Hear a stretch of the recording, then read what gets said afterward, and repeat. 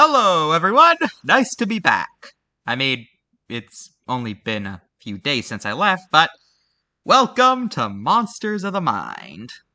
Just like last time, I'm your host, Mr.G.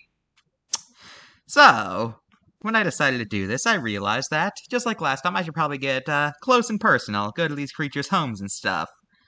Unfortunately, then I realized one thing that was a bit of a snag. These creatures don't exist. So, I was a bit stumped on what to do for a while, so I just decided to open up a wormhole and try to find a dimension where I could find something that could be useful. One day, what I ended up coming across was a dimension where every myth ever written is true. It was quite fascinating, and there, I met this young fellow who seemed to know this place pretty well, so I asked him to be a co-host with me, and together we shall talk about these animals together. So I'll just let him introduce himself. Greetings, everyone! I am the one who fills your heads with thoughts, and I can enter your mind, altering your memories if you even dare cross me. You need sleep. I don't. I am restless. You are not. I will never die. You will. Gotcha, didn't I? You should have seen the look on your faces. You look so scared. I mean, really. I wasn't really that convincing. I mean, I knew I could do that, but I just thought it was funny. You know. Anyway, hello. My name is Vincent. I don't have a last name because we don't really do last names in my world. And as the purple guy said, I come from the land of myths, a land where every myth ever written is true. It's quite a nice place, actually. Sure, there's constant threats of vampire attacks, and sometimes werewolf howls can get annoying, and ogres fill the air with farts so smelly that it feels like you're at a fish bar. But it's pretty nice. And there's a lot of nice things there, like unicorns or mermaids and stuff like that, so as long as you stick to those areas, you'll be fine. Anyway, now that introductions are out of the way, let's go back to the purple guy so that he can properly introduce us even more. As you guys might remember last time, each video is divided into 3 sections: an overview of the animal itself, a look at the card, and their appearances in pop culture.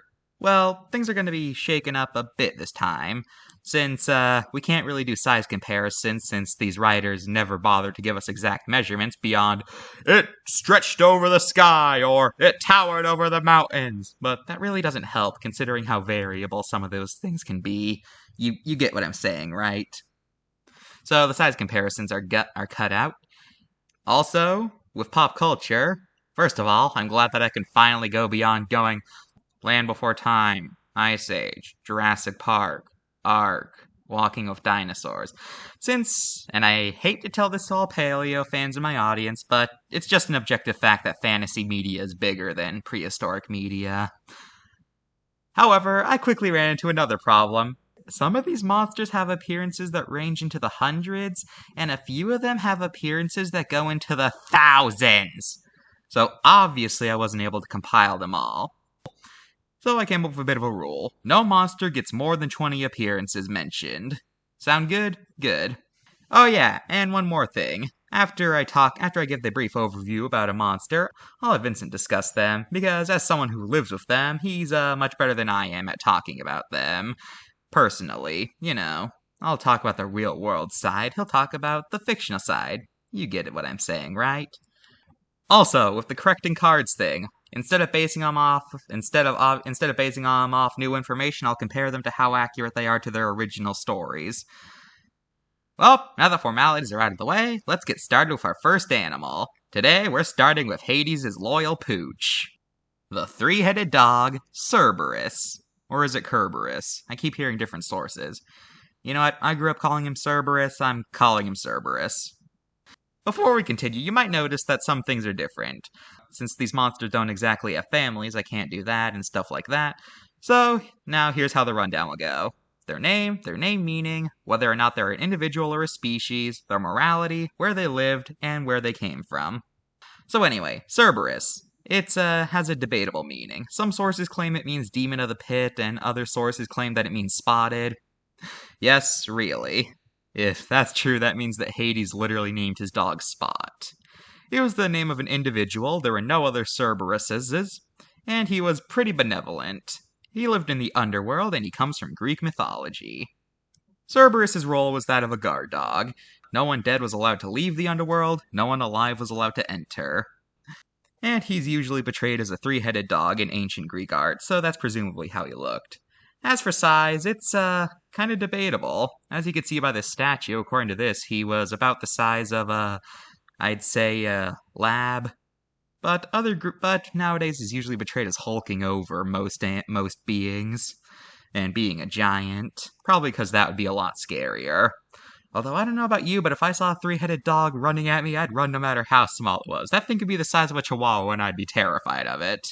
Because it's a three-headed dog. That would just be a freak of nature. Anyway, Cerberus was one of the children of Typhon and Echidna, the monsters, and his siblings included other monsters we'll talk about in this series. And of them, he's the only one who managed to get through the mist while still living, since his siblings were killed, his mother was killed, and his father was buried under a mountain. Although something interesting is that I've researched, but I can't actually find any myths that detail how Hades got a hold of Cerberus in the first place. So, go nuts, fanfiction writers or something. When it comes to notable myths, his most notable appearance was in Heracles. Not Hercules, that was his Roman name, Heracles. For his final trial for King Eurystheus, Heracles had to bring the giant dog to him alive. He went down to the underworld, but Hades told him he could not use any weapons. As such, Heracles got into a wrestling match with the dog and managed to win.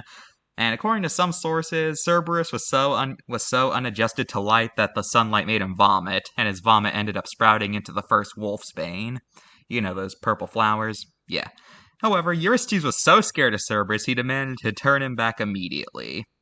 Some other notable mythological appearances of Cerberus include the myth of Eros and Psyche, where Psyche managed to get past Cerberus by feeding him cakes laced of sleeping medicine, and the myth of Orpheus, where he manages to get past Cerberus by playing his flute and lulling him to sleep. Now let's give the mic over to Vincent so he can talk about his experiences with Cerberus. Cerberus, well, with him, what you see is what you get. A three-headed dog. Although, to be honest, I don't know how to... I think he doesn't know how to feel about me, since, due to my nature, I'm not technically dead, but I'm not alive either. And I'm not even technically undead. So when Cerberus sees me, he just kind of sniffs at me, confused, like he doesn't know what to do with me. Although, to be honest, I haven't really been around Cerberus that much. One time Hades invited me down to tea, and, I saw Cerberus then. That was the first time I ever really saw him. He did let me pet him, but he seemed nervous about me for some reason. Oh, and just as an aside, I like Hades and all, but, he is not very good at making tea. That stuff kinda tasted like, something died. But yeah, Cerberus, total good boy. I would pet him again, but, he seems afraid of me. Okay, now that we got that out of the way, let's look at the card. Oh hey, they actually remember that Cerberus is supposed to have a ring of pythons around his neck. And almost no one remembers that. They just kind of stop at the fact that he's a three-headed dog, really. Compared to Greek mythology, this card is actually pretty good. For one, it doesn't do the typical fear-mongering that most modern media does of the underworld and make it seem like a terrible place, since, let's be real, that's where everyone goes when they die. Well, I would have said that, except for the fact that the back of the card has an image of the underworld, and yeah, it's pretty clear what their inspirations might have been here. Because, let's be honest, like most aspects of the underworld, I think that everyone associates the underworld with, well, you know what we associate the underworld with nowadays. It's sad, too, because that is not how the underworld was in Greek mythology. Yes, it was a place of dead people, but that's where everyone went when they died, regardless of morality. Overall, I give this card about a 9 out of 10 for the fearmonger-ish image on the back. Now let's look at Cerberus in pop culture. Cerberus has shown up in Dungeons & Dragons. He made brief appearances in Disney's Hercules, and he appeared in several supplementary materials of that movie, like the animated series and Kingdom Hearts. He appeared in the Cartoon Network show, The Grim Adventures of Billy and Mandy, where here he's portrayed as the pet of the Grim Reaper. Harry Potter has three-headed dogs, which are clearly based on him. He's shown up in My Little Pony. He's a reoccurring enemy in the Final Fantasy franchise. He's appeared as minor boss fights in the Castlevania series. And finally, he appears in the mythology MMO Smite. There's probably more, since he usually appears when Hades does, but that's all I could dig up for now. That's all for this episode of Monsters of the Mind. Tell us what you think of this new series, and next time we're talking about a giant bird. One of the first, actually. So bye.